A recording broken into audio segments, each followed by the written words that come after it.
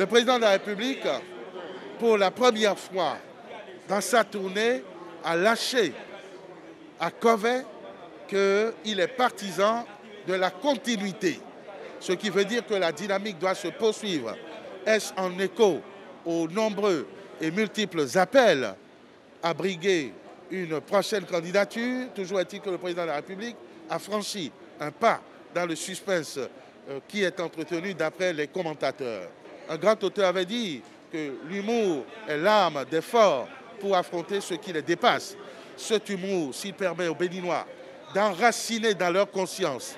le rejet définitif de la gabegie, de la corruption, d'enraciner définitivement dans la conscience collective la méthode, l'organisation et la méthode qui font qu'on peut passer d'un pays pauvre à un pays riche, d'un pays sous-développé à un pays développé. Je pense que nous devons lui savoir gré de cette figure méthodologique qu'est l'humour, la dérision, voire l'autodérision. J'ai lu avec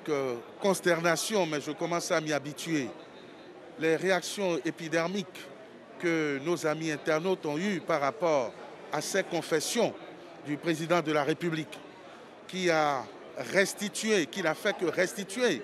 les travers que nous avons partagés tous. Le président de la République qui était dans un exercice de reddition de comptes et donc de sincérité, de confession, n'a fait que partager avec les populations, avec ses compatriotes, nos petits défauts.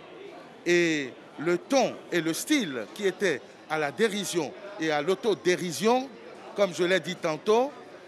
n'a été utilisé que pour dédramatiser ces travers qui, en réalité, nous ont conduits dans une situation pathétique. Donc, entre les pleurs provoqués par ce qui est pathétique et le rire qui permet de faire prendre conscience, on ne peut qu'approuver, si l'on est de bonne foi, la démarche du président de la République, qui est une démarche d'humilité, une démarche de sincérité, mais une démarche pertinente et efficace qui permet aux internautes, à voir leur réaction, d'avoir été touchés et de comprendre que nous devons tourner le dos à ces travers et que c'est en réussissant à tourner le dos à ces travers que le gouvernement, sous le leadership éclairé du président Patrice Talon, a réussi en moins de 5 ans à capitaliser nos impôts et à mettre en œuvre les investissements qui ont manqué à notre pays, qui n'ont pas pu être faits depuis les années 60, où nous avons cultivé et accentué ces différentes pratiques.